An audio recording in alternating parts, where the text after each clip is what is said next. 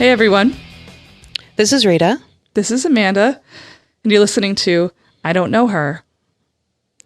The podcast about women that you've probably never heard of, but you should have, and today you will. So we're doing a new thing, as if you probably couldn't tell since we weren't on cue together. We are recording remotely. So Rita's in her place, I'm in my place, and we're trying this out. Yeah, so bear with us if this episode is a little awkward. You know, it's new for us, but we are being responsible and we are social distancing, even from each other. Yeah, because we don't live together, we cannot be together. So I thought a great way for us to start today would be to talk about what we're watching. How are we passing the time? Well, I jumped on the bandwagon and I watched Tiger King.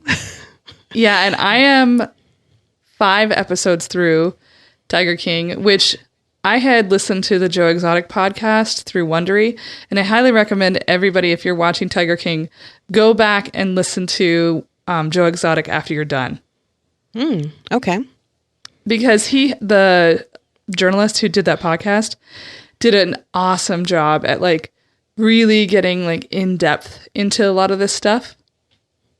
I just highly recommend it. I think it's a great podcast and it's really well done. And the guy who made it, he's on Twitter as well, and he did a whole Twitter thread that was like, here are things that are not in the documentary that you probably would find interesting. And then did an Ask Me Anything, and people were like, did you eat the pizza?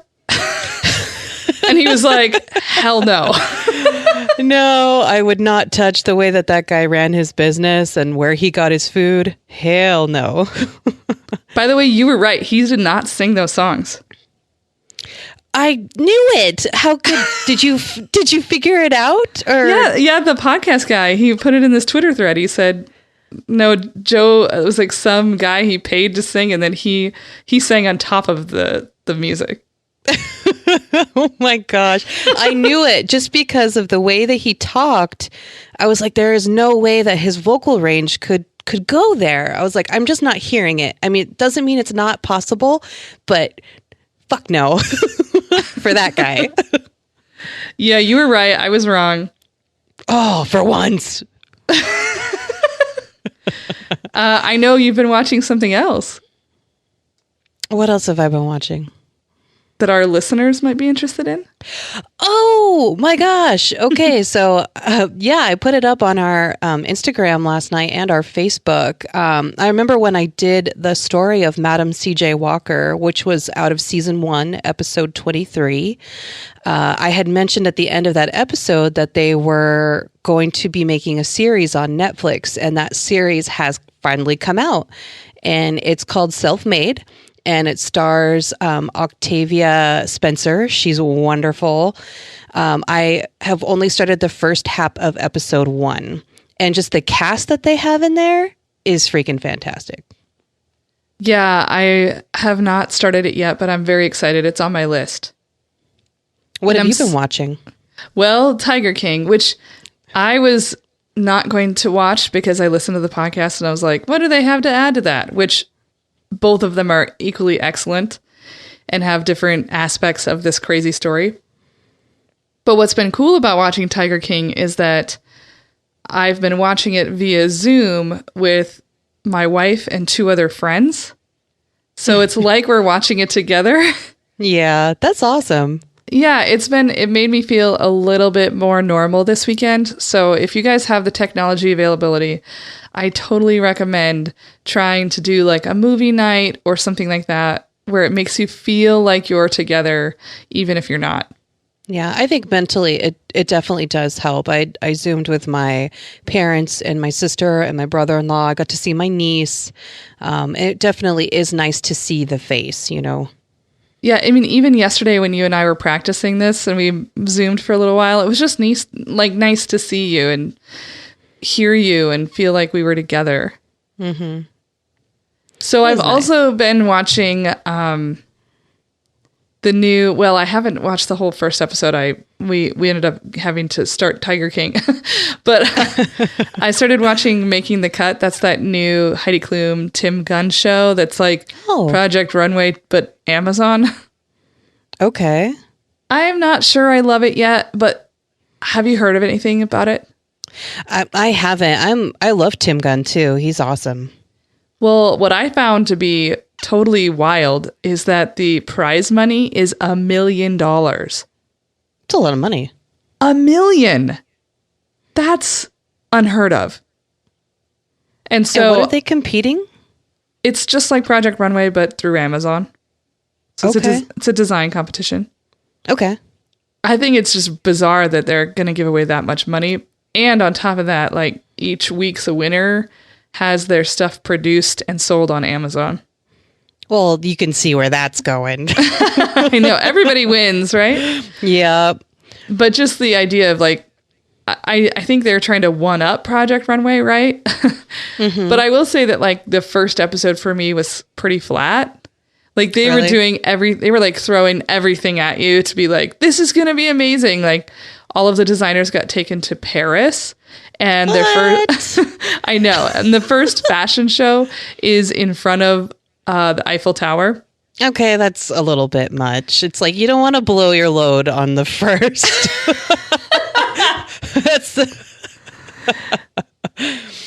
That's exactly what I was thinking. I was like, okay, guys, reel it in. You cannot maintain this level of crazy for like 15 episodes or whatever. Reel it back. And all of the people on the show, I think one of the reasons why they're justifying having the prize money be so large is that all of them already have, quote, an established brand. Mm-hmm. Like most of the people on there have shown at New York Fashion Week and at Paris and Milan. And I'm like, oh, so they already have a leg up. But that's kind of not the point of like what Project Runway was about. The point is these people who are struggling, you know, the rags to riches story. That's what everybody wants to hear. I know. I was a little bit like, what's the point of this show? Money. It was like, oh, but this is going to be the next global brand. And I was like, I don't care. I want to see someone like me who has a dream get to see their dream realized, not somebody who already has realized their dream in small ways or in medium-sized ways. I don't believe in a global brand when it comes to high-end fashion. The point of high-end fashion and why I feel it's so desirable is because it is a one-of-a-kind. It is unique. It is a small collection, not globally spread out. Well, I think what they mean by global brand is like somebody like Michael Kors or Louis Vuitton. Mm-hmm. Like we know their names. I obviously have never owned anything by Louis Vuitton. Nope. It's an aspirational brand. But I think that's the idea, but I still don't necessarily care. Yeah. True. It's like you gotta catch me somewhere and it doesn't sound catchable. No. Well, I hope everybody is finding something to keep them occupied and entertained while we're in this weird place in the world and in time. The upside down is where we're at. I've gotten really good at baking, gluten-free baking. I cleaned my kitchen walls. I cleaned the ceiling. I cleaned the outside of the fridge and the inside of the fridge. I cleaned my cupboards. I pulled the windows out of the window frame and cleaned them as well. I organized the cupboards. I did a big throwaway of stuff we don't need. And now I'm starting on the bedroom. That is impressive. Yep. That's anxiety. I have not done anything of that. That's anxiety. Yeah. My son asked me, he's like, Mom, what are you doing? And I was like, taking care of my anxiety by doing cleaning chores. That's how I do it. And he just kind of walked out of the room like, Mommy's crazy. Mommy is crazy. Yeah, it's just a little bit. Well, is it like red rum, red rum? I don't want to be scary, Mommy. So I'm just cleaning. That's all. Well, let's move on to our ladies and get our minds off of this stuff. And I went first last time. However, I do have a long one. So cheers. I'm also drinking a Bloody Mary, everybody. I feel like I should go grab a beer. All right. So have you ever heard of Evelyn Fay Fuller? I have not heard of her. She's the first woman to summit the peak of Mount Rainier. Oh, Oh, really? Yeah. Oh, that's exciting. Because we're in the state of Washington. For those of you who aren't local to Washington, Mount Rainier is one of our beautiful mountains. We have quite a few. It is probably one of the most iconic images in Washington state, and it's a dang good beer, too. I love Rainier beer. Way to have your priorities straight. If you're listening, Rainier beer, we could use a sponsor. Yes, I like that. So Evelyn was born in New Jersey to Anne and Edward Fuller in 1869. She mostly went by Fay, so that's what I'm going to call her. In 1882, when Fay was 12 years old, her family moved from the East Coast to Tacoma, Washington. As you can imagine, the scenery changed quite a bit from going from New Jersey to Tacoma. Yeah, that's a giant change in scenery. Just FYI, Tacoma is near Seattle. That's why the airport is called SeaTac. And it is gorgeous, but not a great necessarily. Like, the city is fine. It's had its issues. Definitely. But it's got beautiful scenery. It's like got the Puget Sound plus the mountains. It's phenomenally gorgeous. So for the first time, she's exposed to the beauty of the Northwest. And I'm sorry, the Northwest, the PNW is gorgeous. I love being from here. I love living in this range of we can go from desert to forest to ocean to lakes to mountains. Yeah, it's pretty great. Although I still obviously think Montana is the best. Sure. So after she graduated from high school, Fay decided to begin teaching. Guess how old she is when she starts teaching? 22. She's 15. What? How can you be a teacher at 15? I don't know. It's the 1800s. You don't know anything at 15. So finding work away from home, she moved to Yelm, Washington, which I've heard of Yelm. I actually don't know where Yelm is. Yeah, isn't that... I don't know where it is either. I know I've seen it. I've probably driven by it, but I don't know where it is. I've driven by it on the way to Seattle, so I know it's between us and Seattle. Yelm? So while Yelm, Yelm. Okay, so Yelm is actually right outside Olympia. Okay, there you go.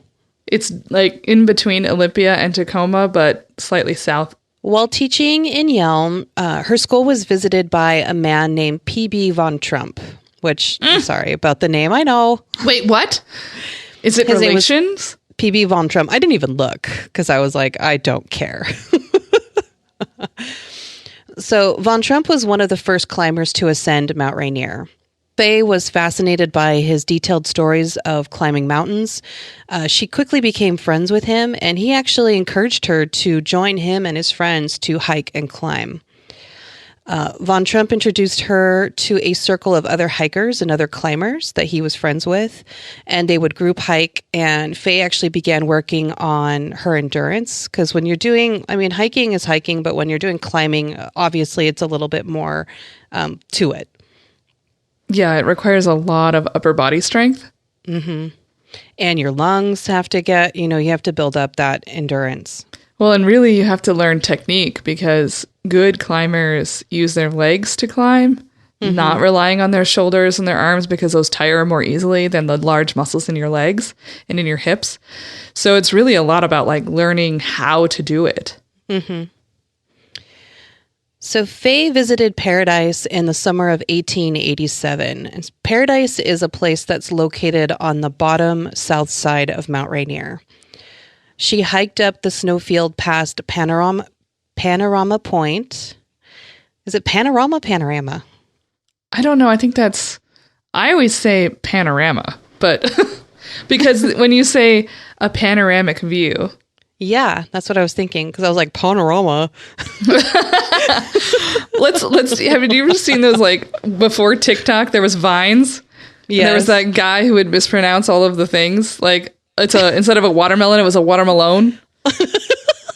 So we're just gonna call it like let's do a really weird one, a panorama. A panorama. A panorama is our new way of pronouncing It's panorama. not Bahaba. She hiked up the snowfield past Panorama Point to an elevation of about 8,700 feet. That's pretty damn high. Do you know what her starting really elevation was? No, I do not. From that point, she was able to see a flag that had been left by surveillers at Anvil Rock, which elevation was about 9,500 feet. So she said at that moment, with like the full view of the mountain in front of her, she decided that it was going to be a goal of hers to climb and summit Rainier's Peak. And around this time, female climbers were few and far between. There was like, I believe I noted that the first documented female ascent was in 1799, but still women were not avid climbers.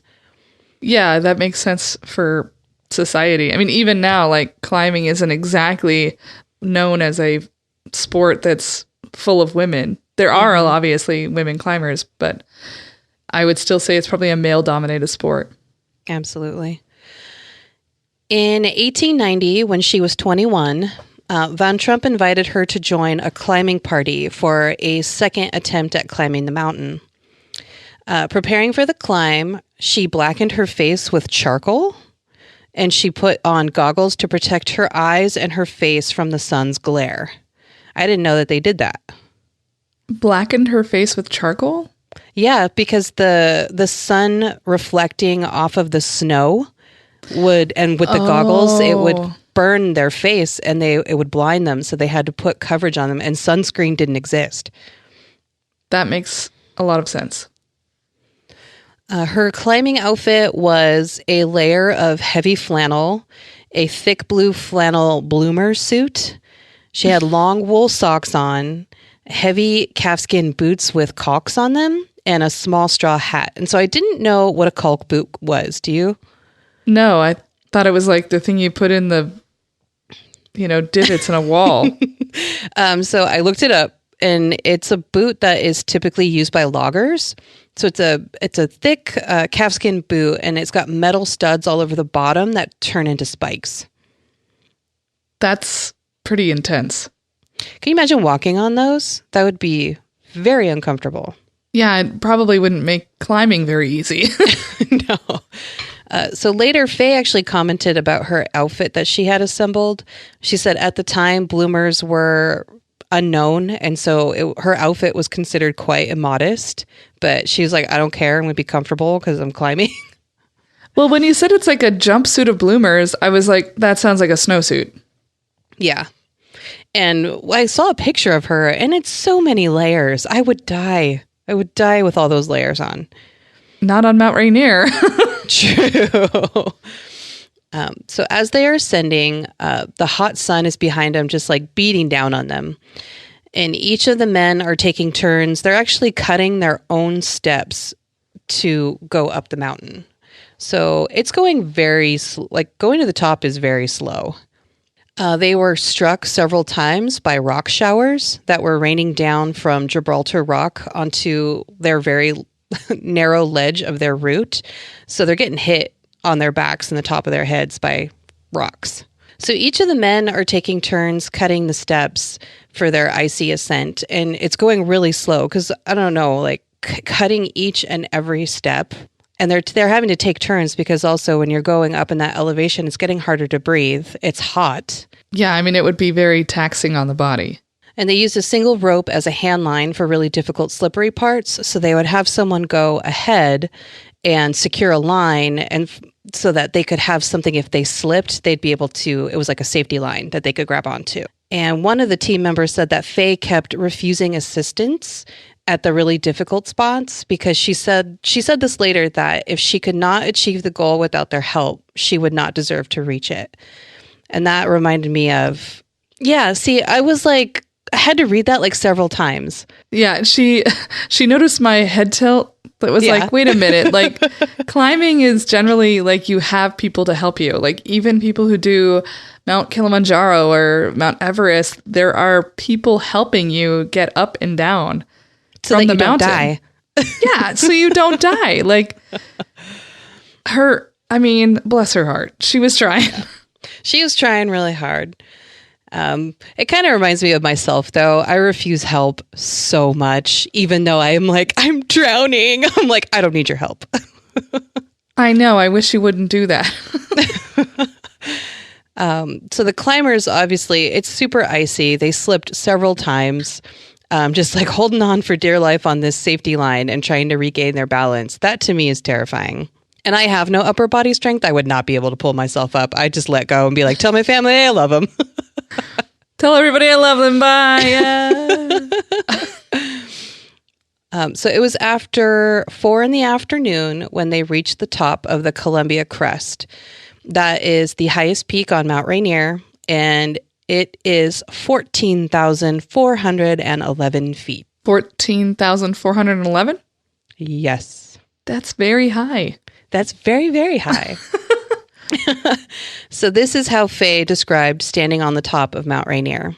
A heavenly moment. Nothing was said. Words cannot describe the scenery, the beauty. How could they speak for the soul? Such sensations can be known to only those who reach the heights. That's pretty beautiful. It is. It really reminded me of Junko Tabe, of just the awe of it all. Yeah, I was going to say that I thought it sounded a lot like something she would say. So it was too late in the day for them to go back down. They decided to spend the night in an ice cave that's created by steam vents that come out of the mountainside. I don't know if you've ever seen the ice caves over in Mount Rainier. I have not. I mean, honestly, I've only been to Mount Rainier once, and it was for Lucas's wedding. Oh, wow. And we went on one hike, and it was really cool. It was switchbacks all the way up, so that was pretty difficult. But once you got to this one part, the birds up there will come and land on your hand. Whoa. Like, all you have to do is hold your hand out with a palm up, and a bird will come and land in it. You don't even have to feed them or anything like that. You just hold your hand out, and they'll come fly into your hand. That's really cool. It was really cool. Well, the steam vents are, just imagine like almost like a tube of going into a train station, but it's made of this smooth, rippled ice. And it's hollow all in the middle. And they start out big on the bottom and they go narrower as you go into them.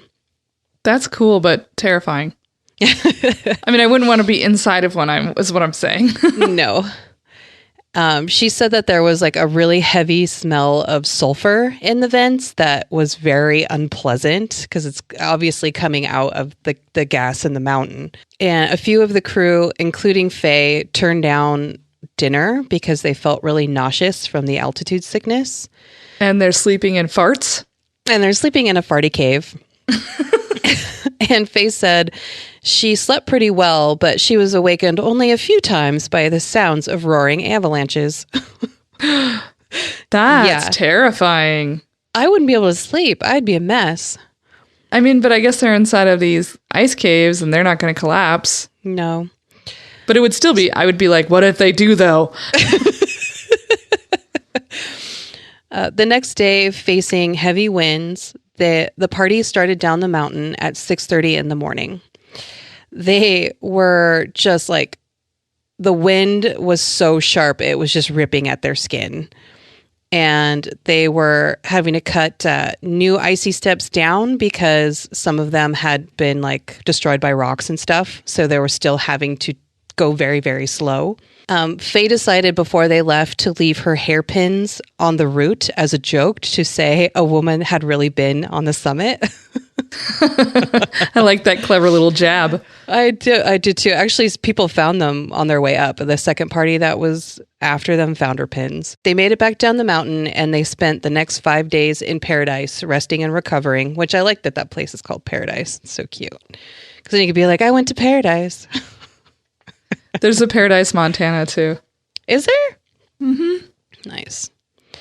So despite her efforts of like blackening her face and the goggles, her face was severely injured from the wind and the sun. She said that our noses, our lips, and almost all of our faces were swollen severely out of proportion. For several days, the pain was beyond intense. Oh, I bet. Like, because it's not just the sunburn and the windburn, but also there, like when you get a real bad sunburn or windburn, your body will try to heal it by putting fluid there. Ugh. And like the worst sunburn I ever had was I had been working in an outdoor like sidewalk fair type situation. And in the morning it had been raining and it was gray and cloudy and windy. And then the sun came out like an hour after we got there, and I had 7 more hours of standing in the sun, and they didn't give us an umbrella or anything. And by the time I was done, I had sunburned my face, and the very next day I had to come back, and they were supposed to give me an umbrella, and they didn't. And so I got sunburned again. No, that's like getting a tattoo and then tattooing on top of a tattoo. Right. And by the time I left, so that weekend, it was like the weekend before classes started. So it was like Labor Day weekend. So I went to my boyfriend's parents for the weekend, and they ended up having to take me to the hospital. And I had 2nd-degree burns on my face. Oh my gosh. And the whole reason that we went to the doctor is because I woke up the day after we arrived. So like it had been like a Thursday and Friday that I'd been sunburned. And then Friday night we went to his parents' house, and I stayed the night, and I woke up on Saturday, and it was like I had a goose egg on my face, but it was liquid. You could push on it. Gross. It was real gross. And because of gravity, the longer I was standing, it would move down my face. So it like went to my eyes and my nose, then it was in my mouth, then it was down my throat. It was so gross. That is fucking gross. So if you have a real bad burn like that and your body is trying to repair it, it'll like collect fluid there. So I can imagine they all looked like bloated monsters. So after her recovery, Fay's father, who was an editor for several newspapers at the time, he was so proud of her that she was the first woman to stand on the summit of Mount Rainier. He offered her a job as a journalist. Oh, isn't that nice? I know. Could he give me one? He gave her a byline for a column called Mountains Murmurs. The column specialized in mountaineering and social events that happened at Paradise and other mountain areas. Fay would also reprint and provide comments on climbing accounts shared by earlier Mount Rainier climbers. And her passion for mountain climbing ignited a lot of public interest, and she helped contribute to the growth of the climbing community for the Pacific Northwest, of bringing attention to it. That's pretty cool. In 1891, she helped form the Washington Alpine Club and supported the beginning of the Tacoma Alpine Club. In 1894, her and some friends formed the Mazamas, which is a climbing club out of Portland. So I like that she's helping form groups and getting other women into this sport. Yeah, it's like connecting everybody together. In 1897, Fay reached the summit of Mount Rainier again. So this was a climbing party of Mazamas of over 200 people. Only 58 people made it to the top, and Fay was one of them. Were there more women? There were more women, yes. Well, that's cool. I like that she brought more women into the climbing community. She actually had a really good talent for writing, so she actually got offered a job in 1900 to be a journalist in Chicago. And then she was a journalist in Washington, D.C., and eventually moved to New York. What did she cover? Do you know? I believe the same things. So outdoors. Pursuits? Yes. When she moved to New York, she met and married an attorney named Fritz. After marrying Fritz, she decided to retire from journalism, but she still remained a huge presence and advocate for mountaineering and for championing for women to go out and climb. And she was living in D.C.? She was living in New York. Oh, in New York. Okay. I was just trying to figure out, where the hell would you go climbing in D.C.? But New York at least has the Catskills. Fay died in Santa Monica, California in 1958 at the age of 88. It's a nice long life there. And to honor her memory of her success on Mount Rainier, they named a area after her. So there's actually a peak called Fay Peak. I looked it up. I looked it up on Google Maps, and it's awesome. It's a peak that overlooks all of these forest peaks for miles, and it's overlooking this beautiful, deep blue lake called Mowich Lake. And it's over by Tacoma? It's on Mount Rainier. Oh, yeah. It's obvious. Well, is it like, because Mount Rainier itself is its own peak. So is it like in the... It's a sub-peak. Okay, I see. And so I got all of my information from WashingtonTrailsAssociation.org, an article called Yelm's Fay Fuller, First Woman to Summit Mount Rainier, written by HistoryLink.org. VisitRainier.com is a wonderful site if you're wanting to plan a hike or if you're wanting to plan camping or anything like that. It's got all the information that you need, especially on, so that peak that she has, Fay Peak, when I looked it up, it actually gave me information that peak is closed right now because of a washed out road. So always research your hikes and your climbs before you go, people, because you never know what you're going to run into. And yeah, you don't want to have a washed out trail. No, that is so dangerous. And I got some more info from Wikipedia, and that is it. Well, thank you for introducing me to Fay.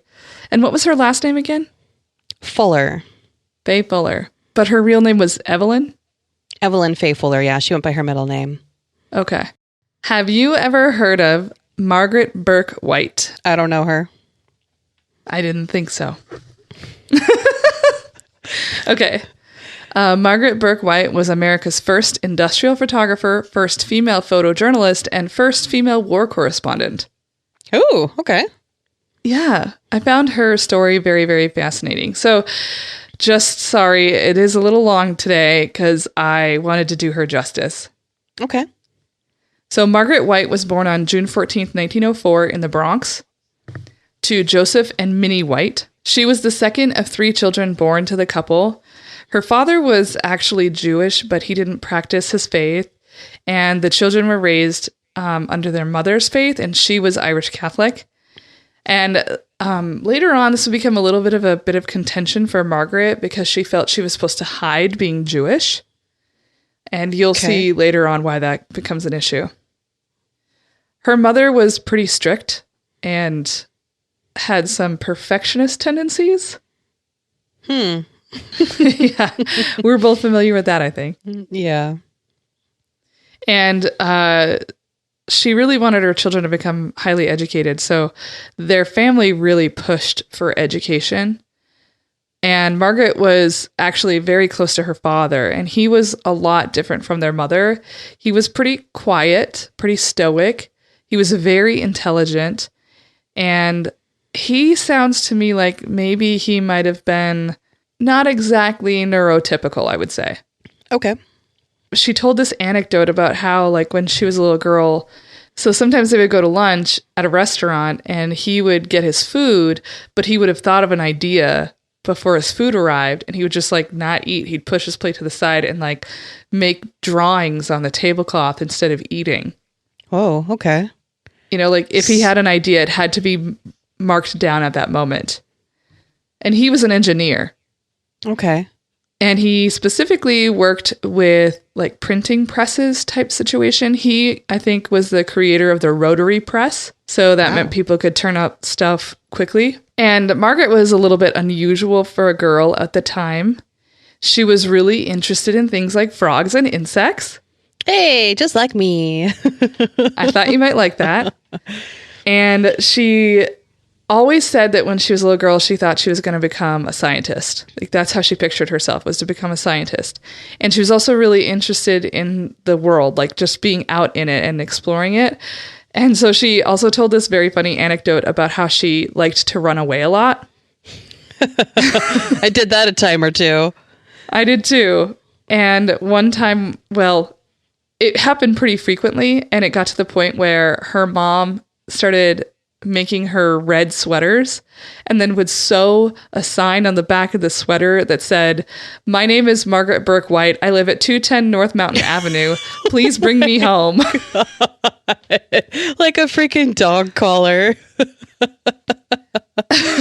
Oh my gosh, my mom would never even done that. She'd be like, "You're on your own. Bye." I ran away once when I was 5. My mom caught me. I think the first time I ran away was, in quotations, ran away. I was probably like 10, maybe 9 or 10. And I was like, I'm out of here. And I made it to like the end of the field. And then you were like, oh no. Reality sets in real quick. Exactly. I think I packed like one sandwich and I was like, I'm out of here. Oh, kid logic. Mm-hmm. So Margaret's father worked in industrial spaces, right? He was an engineer. And sometimes he took Margaret with him because she was really interested in stuff like this. So one time she went with him to a plant in Dunellen, New Jersey. So this is what she said about this visit. One day in a plant in Dunellen, New Jersey, I saw a foundry for the first time. I remember climbing with him to a sooty balcony and looking down into the mysterious depths below. Wait, Father said. And then in a rush, the blackness was broken by a sudden magic of flowing metal and flying sparks. I can hardly describe my joy. To me, at that age, the foundry represented the beginning and end of all beauty. What is a foundry? That's where they make metal stuff. Oh, okay. Yeah, so like they'll have a casing, and then they'll have the liquid metal flow into the casing, and then that's how it gets made. Okay. Into an object. And that was such innovation at the time, too. Yeah, and she saw, I mean, if you think about what it would be like to have never even thought of how metal gets made and then see that liquid, bright orange substance coming down and you know it turns into a solid, like, axe handle. Yeah. Or axe head, it's really cool. So because of her close relationship with her father, Margaret actually became very drawn to machines and into how they work. And her father often showed her his camera and told her, like, this is how this works. This is what this does. And that made her super interested in cameras. And she also helped her father develop photos in their household bathtub. Oh, wow. But she didn't pick up a camera herself for quite some time yet. When it came time to go to college, Margaret chose to pursue her first love, which was frogs. She attended Columbia University in 1921 to study herpetology, which is the study of amphibians and reptiles. Herpetology? Herpetology. I said the word out loud because I was like, herpetology. And Abby goes, frogs! From across the room. Oh, that's why me and Abby should be sisters. So just about a semester into college, though, at Columbia, Margaret's beloved father, Joseph, dies of a stroke. Oh. And the loss is obviously devastating to her because they were so close. And it also meant that she and her family could no longer really afford the cost of attending college. So she tries to make it work in New York, goes to some photography classes on the side, a week-long class taught by Clarence White, who at the time was a very famous photographer and teacher. And her mother was like really excited that she was doing something that would sort of get her mind off of her father's death. And so her mom bought her a camera for $20. That's awfully nice of her mom. Yeah, I know. I'm like, Lucas, here's your time. How much was $20 in 1922? $20 in 1922 was $310 today. Okay. So it was $20. So I think it was a used one, and it had a cracked lens. But her mom was just trying to help her out, you know? And she showed an immediate natural talent for photography, especially taking photos of machinery and buildings. And she was able to sell her photographs to make a little money on the side, but it wasn't enough money, and she had to leave school. But she wasn't out of school for very long. After she dropped out of Columbia, there was a charity that stepped in to try to cover her college costs. And Margaret didn't go back to Columbia because it was probably too expensive. Instead, she transferred to the University of Michigan. Okay, it's school. And once again, she's going into biology. But she was still taking photographs as like a hobby, and she actually helped do the school yearbook at the university. And she also at that university met a man named Everett Chapman. He was known as Chappie. Chappie. Chappie. Stupid. And he was an engineer like her father. And they decided to get married on June 13th, 1924. And I was like, wait, isn't that really close to her birthday? Yeah, it was. It was the day before her 20th birthday. Oh, wow. Yeah, He better not ever forget those anniversaries of her birthday and the wedding day. I'm just saying. Yeah, that would be a real big mistake. Yep. Oh, I thought it was a really weird choice to get married the day before your birthday. Did she have to get married before she was 20 or something? I don't know, but that's really young. Yeah, 20 is very young. Well, she's technically 19. Yeah, true. So when Chappie got a job in Purdue, Indiana, Margaret was forced to leave school. And in December of that year, she discovered that she was pregnant. The two of them were already not really getting along. Oh, no. Yeah, and the idea of raising a child together was just not in the cards. And so they both mutually decided that she should get an abortion. And after that, their relationship was just done. Yeah. And she moved to Cleveland, Ohio after that. And it was after the end of the marriage that Margaret decided that she wanted to add her mother's maiden name to her name. So she had always been Margaret White. That was her father's last name. But her mother's maiden name was Bourke. So she added that to her name. So her hyphenated professional name is Margaret Bourke-White. Why do you think she did that? She didn't really say, but to me, it's very feminist. To be like, I am both my mother and my father. Yeah, absolutely. To stop erasing the woman who contributed half of her DNA to me. Yeah. That's why my mother and my father walked me down the aisle when I got married. I was like, yeah, you both were there. Not just Dad. Both in the room. She took night classes at Case Western Reserve in Cleveland and eventually decided to move back to New York. Not to New York City, but to Ithaca, where Cornell is, an Ivy. And she finished her biology degree at Cornell University in 1927. So during all these moves, I know, Cornell is a big deal. During all of these moves around, Margaret had developed a distinct talent for photographing buildings and architecture, showing off the angles and lines in beautiful ways. Before leaving Cornell, she actually did a photo shoot of the campus. And she sold her photographs back to Cornell. See, that sounds familiar to me. I don't know. They were really influential because they really showed off the architecture of the campus. And that was her first time basically dipping her toe into commercial photography. And it really put her on the map. Like, architects started to see her photos and they were like, I want that chick to photograph my work. You know what? I think I have heard of her because my father, who was a builder, had all these books on architecture, and one of them was architectural photography. And I feel like I've seen those Cornell photos. You probably have then. And I'm going to show you a little clip here in a minute. And if you recognize some of the photos, you should tell the listeners. Okay. So she actually took her portfolio. She did not believe that she was that good. She thought these people were just like putting her on or something. She took her portfolio to an architect in New York named Benjamin Moskowitz, and he saw her work and told her that she was very talented and that architects were going to want to hire her. So she was like, that's great.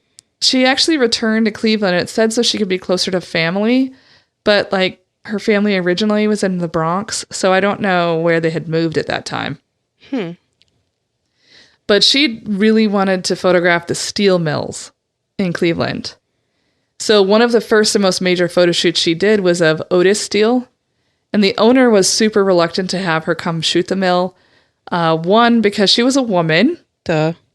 And he thought she was just too delicate for the heat and the smoke and the soot and like the industrial, like the dangerous areas. He was like, she's too delicate for that. And two, because steel was used in defense. So he worried that her photos would somehow reveal national secrets. Oh, gosh. This guy sounds all kinds of paranoid.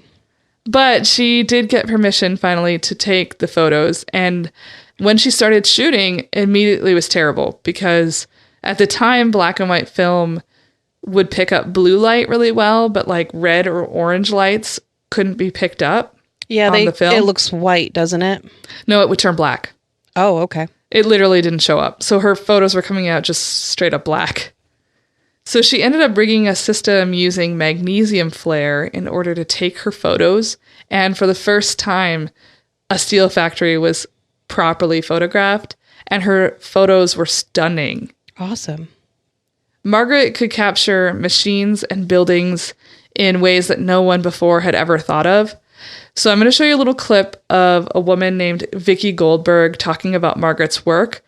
And she was an American critic, or is. I don't know if she's alive still, but she looks like she probably is.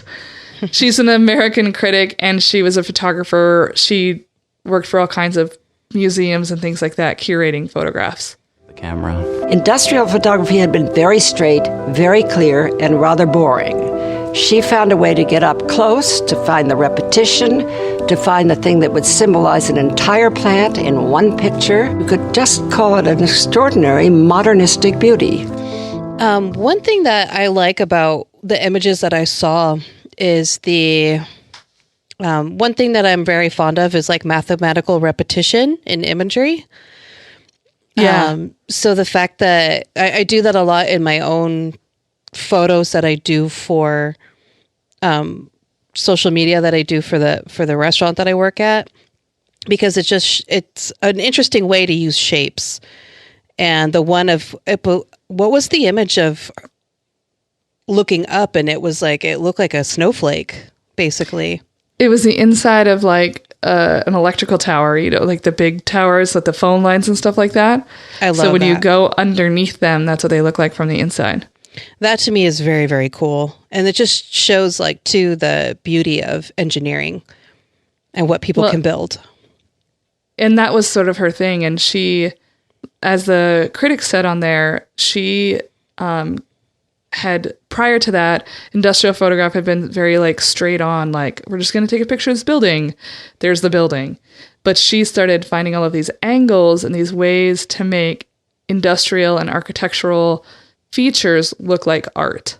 Mm-hmm. Because of how successful the photos were, Margaret drew the attention of Henry Luce. He was the publisher at the time of Time magazine. Oh, wow. And he sent her a telegram that said, "Have just seen your Ohio steel mill photographs. Can you come to New York within week at our expense?" End. It's literally written in all caps, and I couldn't resist. Oh my gosh. I was like, whoa. Why are you yelling at me now? So at the meeting, Henry told Margaret that he was starting up a new magazine called Fortune, and it was going to be based on business and industry, and he wanted her to be one of their photographers. She wasn't yet ready to leave Cleveland. She had a studio there. She had a pretty good thing going on. And so she said she would only work for them part-time. So at the time, she was signed to a part-time contract in 1929 for $12,000. Wow. That seems like a lot. It's a good chunk of change. It's nothing to... I'd enjoy $12,000 right now. So I'm going to have Lucas step in and tell us what a part-time $12,000 contract in 1929 would look like in 2020. Lucas, here's your chance. $12,000 in 1929 is about $182,000 in today's dollars. Okay. Her first photo shoot for Fortune magazine became the first cover story. Wow. She was known for doing whatever it took to get the best shot. And so there's this great anecdote, and I actually saw a photo of it, and it is wild. She was commissioned to photograph the Chrysler Building. You know which one that is? Yeah. It's enormous and huge. So she rode the elevator to the 61st floor, and that's the floor where you could get out onto the gargoyles that are like these features that come out off the side of the building. Yeah. So she rode the elevator, got out, and then crawled out onto these gargoyles to the, like, basically where the neck of the gargoyle is. So it's very skinny. That's where she sets up her camera, and he's using both hands to take her photos. She doesn't have anything to balance her. She's hundreds and hundreds of feet above the ground. Oh my gosh. And there's strong gusts of winds there too. Exactly. I was like, you could not pay me enough money to do that. Mm-mm. So she would do anything to get the good shot. And in 1930, Fortune sent Margaret to Germany to photograph the German industries. So while she was there, she managed to get permission to go into Russia to photograph the Moscow factories. This was not only a super rare opportunity, but actually a pretty great gold mine that she would be able to tap into later, because she became the first foreign photographer to have unlimited access to the Soviet Union. Wow. And that meant that she had this relationship established. I wonder what it was about her that they found easy to let her in. I think part of it was because she was a woman, and so they saw her as non-threatening. And also there was somebody who made the comment that she was extremely charming. Like, she knew how to both downplay her femininity when she needed to and upplay it, I guess, when she wanted it to be something that she could use. So she was actually supposed to be photographing industry, right? Like, that's her whole thing. But Margaret began to be drawn to the people in the factories and photographing them. And this marked a real big turning point for her work, because she had previously been just photographing buildings and machines and things like that. And now she's doing more people-centered photography. And because of that, she started to really notice a lot more about what was really happening to people. And her work started to have a lot more of like a social message to them. And there was a playwright, an American playwright and a novelist named Erskine Caldwell, and he started to take notice of her new work and the direction it was headed in. And so he asked if she would come with him to the American South for a book project he was working on, that he wanted to depict the working class rural people in the American South and how the Depression was affecting them. Wow. It's a really cool idea, right? Mm-hmm. Yeah, very. Because of all the places in the United States, the South was obviously hardest hit by the Depression. Mm-hmm. So Margaret was really used to being the boss and calling all the shots, and working with Erskine proved to be a really big challenge for both of them. They did not get along at all on this first trip to the South. Wow. At least not at the beginning. But they created a book called You Have Seen Their Faces, and it was released in 1937, and it was widely lauded as a critical and commercial success. People really liked the book. So yet another time she's got like this leg up. We're going to come back to Mr. Erskine Caldwell in a bit. So Henry Luce, the publisher of Time and Fortune, was looking to expand his magazine empire again. And in 1936, he asked Margaret to become one of the first 4 staff photographers for his new magazine, Life. Oh, geez. Yeah, which if you know anything about photography, like that is the magazine. Mm-hmm. And she was obviously then the first female photographer for Life, one of the first photographers, period, for Life. And her first assignment was to photograph some of the New Deal big works programs that were being built. And the first one that she was sent to was the Fort Peck Dam in rural Montana. Montana. So the Fort Peck Dam is like 45 minutes from where I grew up. Oh, wow. Okay. Yeah. So I'm very familiar with this. I'm very familiar with this photo. I had no idea that a woman took this photo.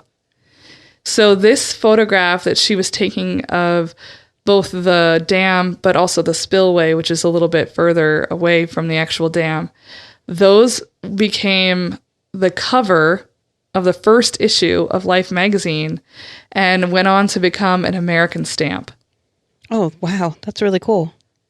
Again, I grew up there, knew the photo very, very well, did not know it was taken by a woman. Jeez.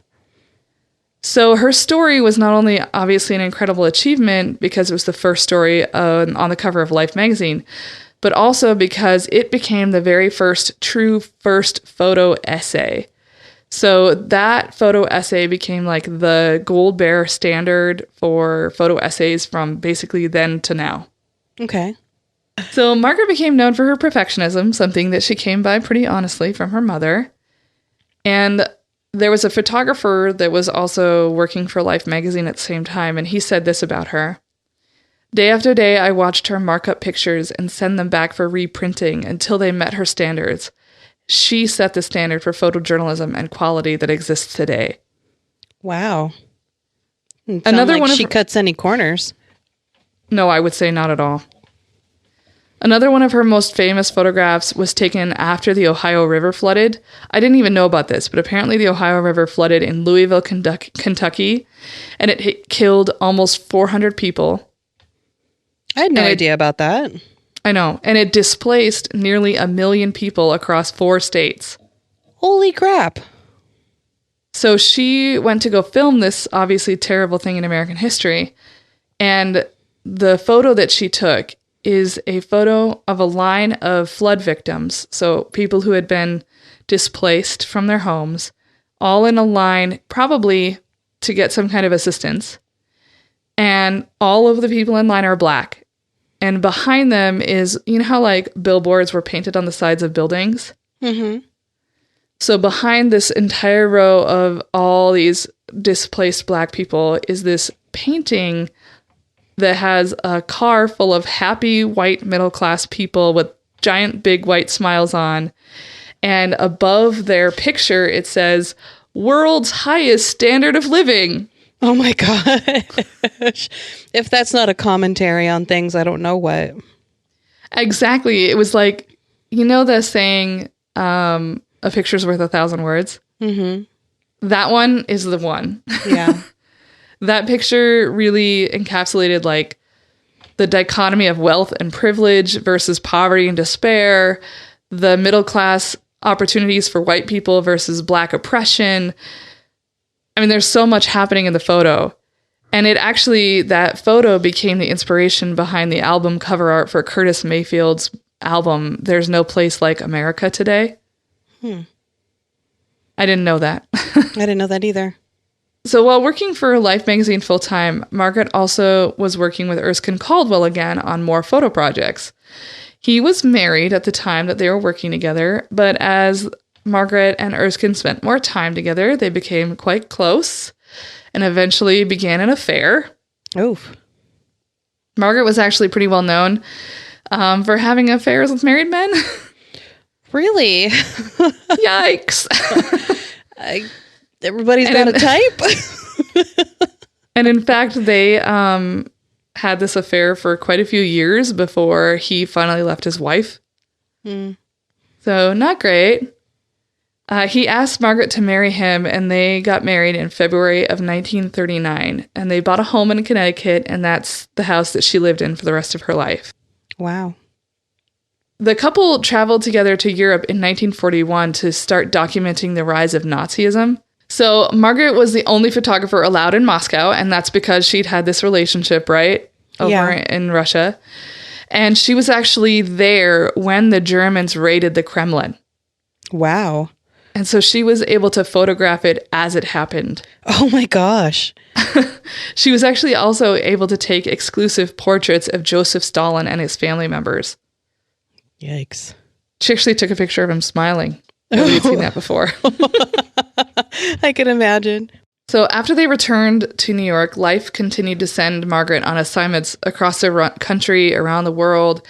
And even though Erskine knew what he was signing up for when he decided to marry her, he was like, no, I want you to stay home. Yeah, fuck that, dude. That's not going to happen. No. I was like, how dare you? Girl. So she was like trying to make him happy. So she left Life magazine, which is like, don't do that. No. And she started working as a staff photographer for a local New York City paper called PM. Yeah. PM. Okay. It was just basically, she was like supposed to take pictures of, I don't know, insects and shit. Like, I don't know. It was not a good deal. Okay. She's going to end up resenting him. So she also would like, you know, at Life magazine, they'd develop a photo, they'd bring it to her. She'd look at it and she'd be like, this needs to change, and send it back and get reprinted, you know? Mm-hmm. So she would try to do that at this small paper, and they were like, nah, you can't do that. Wow. And it didn't sit well with them. And honestly, the position didn't sit well with her either. And suddenly Life magazine called it up, and they were like, we want to send you to England and photograph the American B-17 bombers on their way to war. Okay. When do I pack my bags? Today? Right now? I'm leaving. Yeah, so she did. She was like, I'm on for it. I'm on board. And he was like, if you do this, we're not together anymore. And she was like, peace out, motherfucker. Yeah, you don't give people ultimatums like that. So she actually talked about what it was like to get this assignment. And she told a pretty funny anecdote about what it was like when she was actually in the B-17 bomber. So I'm going to show you a little clip of her talking. It's the only one I could find, so I wanted to include it. Okay. When the war started and America got into it, I was accredited to the Air Force. And I went over to England with the first of the B-17s. And, I took ever so many pictures, of course. I took the crews and I took pilots and B-17s. But finally, I decided that taking these subjects on the ground wasn't enough. I would really have to go on a bombing mission. And I couldn't seem to get the brass to say yes. And I kept on pleading with them because I felt that I had to go on at least one combat mission, that was the very heart of the Air Force story. When we reached North Africa, General Doolittle said, Maggie, do you still want to go on a bombing mission? And I said, oh, you know I do, but I don't want to make a pest of myself begging you people all the time. He said, well, you've been torpedoed, you might as well go through everything. And he reached for the telephone and called the 97th Bomb Group. They were stationed then in the Garden of Allah in the middle of the Sahara Desert. And he told them I had permission. It was decided that I'd photograph the actual bomb run from the waist gunner's window. I didn't know until later the boys had bets on me. If we were attacked, would I knock out the waist gunner so that I could take pictures? Or would he knock me out so he could shoot his machine gun? I could hear some of it. Well, what I loved is the end when she talks about how when she's in the bomber, they were like, we're not sure what's going to happen if we actually end up having to shoot anything. Is she going to knock out the shooter so she can take the pictures, or is the shooter going to have to knock her out so he can shoot the gun? She was pretty feisty. So when she returned, the weight of her divorce really hit her, and she decided that she wanted to throw herself into her work to distract herself. And she asked if she could go photograph the North African campaign that America was running on. And so she was sent on a ship to the African coast, and she kind of mentioned it in the video. But just a day away from the ship arriving on the coast, they were hit by a torpedo. Oh, geez. Yeah, and the ship is literally sinking while they're on it, and Margaret managed to salvage one of her cameras and dragged it onto the lifeboat and just barely survived. Yikes. And undaunted by this close brush with death, she took her next assignment flying on a bombing raid, and that's the one where the gunner was like, I don't know if I'm going to have to knock this bitch out to be able to shoot my gun. So Margaret went on to photograph the entire war, and that landed her a lot of cover stories over the course of America's campaign in the war, including the March 1st, 1943 cover, which was titled, Life's Bourke-White Goes Bombing, First Woman to Accompany U.S. Air Force on Combat Mission Photographs Attacks on Tunis. And it was actually included in the story was a picture of her, because the story was about her being able to take these photos because it's the first time a woman's doing it. Yeah. And so there's this portrait of her in this head-to-toe flying gear, like she's completely covered. That became one of the war's favorite pinup posters. In the spring of 1945, she traveled with General Patton to Germany, and there she saw firsthand the devastation of the Holocaust. And she actually traveled to Buchenwald and took photos of the concentration camp and the remaining people who were there and the piles of bodies and things like that. And she said that, quote, using a camera was almost a relief. It interposed a slight barrier between myself and the horror in front of me. Mm-hmm. I can imagine that, yeah. Yeah, I mean, it might be a little easier to look at something through the lens of something else. Yeah. And this is where people didn't really talk about it much, but I think this is where her sort of identity as someone with Jewish ancestry really started to conflict with what she was seeing. Yeah. After the war, she gathered some of her most stark and beautiful photos from the war into a collection that she published titled Dear Fatherland, Rest Quietly. And Vicki Goldberg, the woman who talked earlier about her photos, said this of Margaret's book at the time. It was saturated with her anger, her hatred of Germany, her commitment to democratic ideas, and her despair over American indifference to the moral implications of war. It's pretty juicy stuff. And it's pretty fierce, like her anger and her hatred. Those are bold words. So Margaret went on to capture some of the most important moments of the 20th century. So here are just a few of them. I didn't want to like this would have been even longer if I talked about them all in detail. So in 1946, she photographed Mahatma Gandhi, capturing an iconic portrait of him at his spinning wheel. And later, she interviewed him just hours before he was assassinated. Whoa. And while she actually was in India for 2 years, documenting the entire crisis of the India-Pakistan partition. And there was a ton of death and violence that is still, even to this day, even in those countries, not necessarily recognized. There was actually a filmmaker who came along in the 21st century and was like putting her photos on display, and people in India were like, wait, what? Oh my gosh. In 1950, she went to South Africa to photograph the plight of Black Africans in the horror of the apartheid. And then in 1952, she traveled to Korea for the Korean War and took photos of that. And she was really at that point wanting to highlight what she thought were like neglected and forgotten people, that what was really happening in the Korean War, because people weren't paying attention. Yeah, giving people a face. And because of her unprecedented access to Russia and the Kremlin, U.S. authorities had suspected she had communist sympathies, and it was the height of the Red Scare. And you're never going to guess what they did. Did they arrest her? Oh, no, they bugged her. Oh, my gosh. Okay. Just like Miriam Makeba. Yeah. Yeah, they were tracking her, and apparently the FBI had been tracking her since 1940. Oh, my gosh. Yeah, so she figures it out in like 1950, 1951. So it's been over a decade of them tracking her. And she's like, what the fuck? Yeah.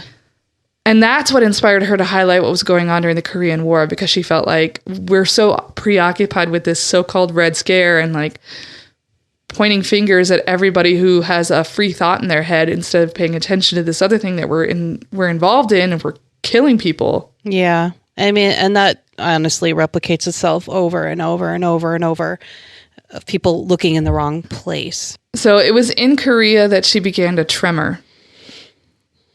And it was starting to affect her work, because she couldn't hold the camera. Yeah. And it was in 1953 that she was diagnosed with Parkinson's disease. Yikes. For a while, she could still work part-time, but by 1957, the disease forced her to leave her position at Life magazine. Mostly homebound, she wrote her autobiography called Portrait of Myself, and it became a best-selling book. She also wrote essays and occasionally gave lectures at universities.